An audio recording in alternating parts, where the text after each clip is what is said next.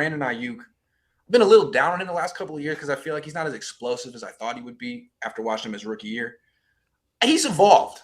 I would consider him kind of a possession receiver. And today, he made 2 diving catches that were really nice. One over the middle. He took a hit in practice where you don't usually get hit. And it's like, I was watching, I was like, that's what Dante Pettis would never do. And that's why I wrote off Dante Pettis immediately. Like, you got to go for those balls. And Ayuk's he's a tough dude. I think he's a good wide receiver. He may not be a guy who averages 17 yards a catch, but I think Devontae Adams is a possession receiver, right?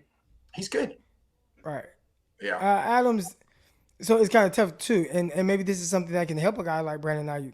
Adams had Aaron Rodgers, who, even if you don't have much separation, he's still going to put the ball in the only place where you can catch it. All you got to do is just stick your hands out there, then next thing you know, the ball is in your hands. That's true. Right? And Devontae Adams obviously had terrific hands.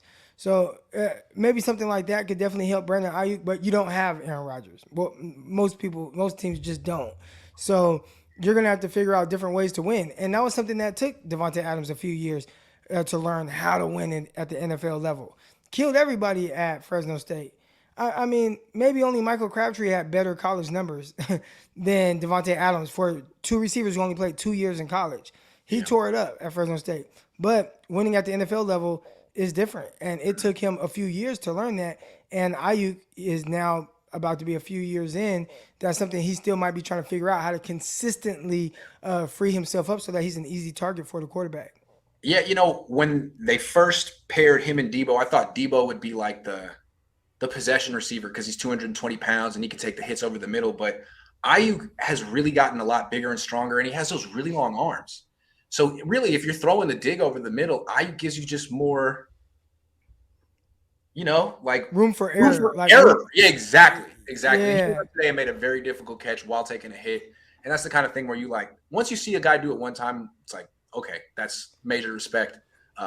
That's a difficult catch. So I do respect him. I think he's a good player. He's just not the wide receiver I thought he would be. And I think that's fair. That's my thing too. And I would say maybe not the wide receiver the 49ers thought he would be. Yeah. At least not yet, right? And that's why Kyle Shanahan, he's really been tough on him. But, they drafted Deebo Samuel 2nd round, obviously at the top of the 2nd round.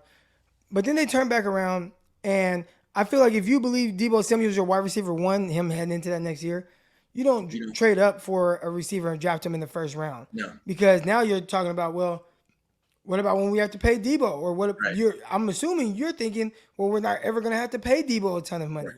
So let's go out and get somebody else that we feel like can bring us a little bit more, and Debo can potentially be that wide receiver too. Well, Debo goes off for 1,400 yards, and then Aiyuk, so far, hasn't been, I'd assume, what they expect him to be, which is probably your either 1 or 2 target on your team. And right now he's kind of stuck in 3rd.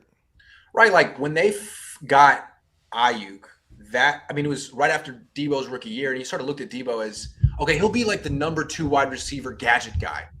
But Aiyuk will be the complete guy who's the number 1 wide receiver. Right. Now it's like, no. Debo is like Tyreek Hill plus, and Aiyuk is like Sammy Watkins. You know what I mean? But a little bit better. I mean, Sammy Watkins, I don't think would have made the tough catch over the middle today that I saw Aiyuk make. Aiyuk's a tough dude. He's really strong. Yeah. Really strong. Maybe too strong. But if that's how they're going to use him as the possession receiver over the middle, maybe he needs to be that big. So anyway, he's evolving. Yeah. I think he's just kind of got some, like, this natural kind of strength to him. He's got really wide shoulders is what I've noticed. Hella strong. Bull Uppercutter says, any early guesses on who the Niners trade for midseason? Ooh, that's tough. And it's hard to tell right now. I mean, if I had to guess, I'd say some kind of guard or center, potentially, right? Like, that's the one position where it's like you might have to try to make some type of move. Just right now, it's just like, who? It would have to be a team that's doing kind of a fire sale where, midway through the year, they're like, we're out of it. We're tapping out. Maybe we can move a guy and get some draft capital. So, it would probably have to be a situation like that. Remember, they traded for Laken Tomlinson before week 2, 2017. They could do something like that. Khalil Brasher says, so we have a running back who can hit a second gear like Mostert. Yeah, not like Mostert. No one has a second gear like Mostert, but it's like kind of like Debo. Debo's not really trying to make people miss when he runs outside zone as a running back. He's just trying to run through arm tackles, and he does it really well. That's kind of what Ty Davis Price tries to do. You see, if you take the wrong angle, he will blow through your arm tackle, but he's not going to stop and spin and do all hella shit. which is cool. That's kind of the Niners style. Callie Tremor, thank you.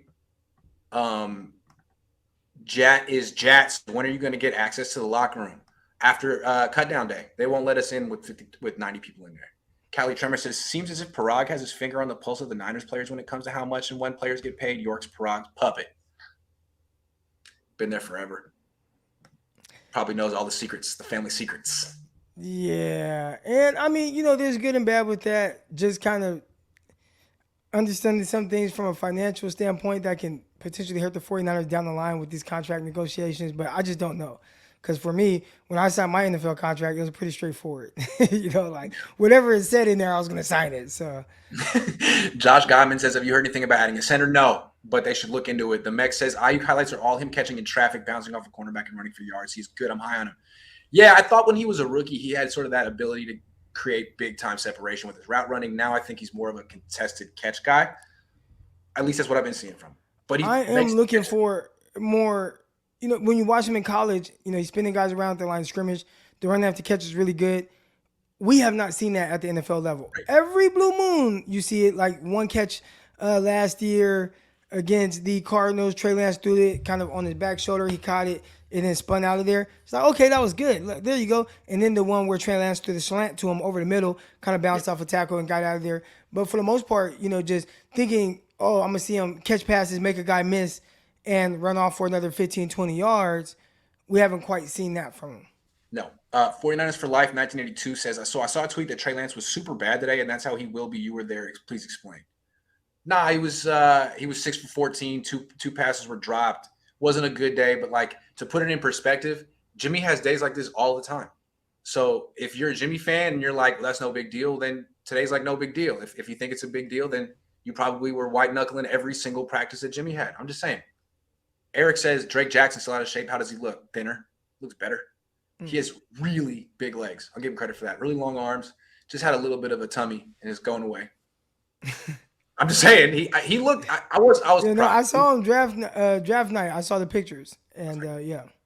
Surprised, but no, he does. He definitely looks better. Flav says, think Kyle decided to draft TDP after Mitchell got stuffed in the NFC Championship game. TDP basically same exact height, weight, 40 times Debo. That is true. Vision is legit. Love him in third down role. He looked better than Hasty.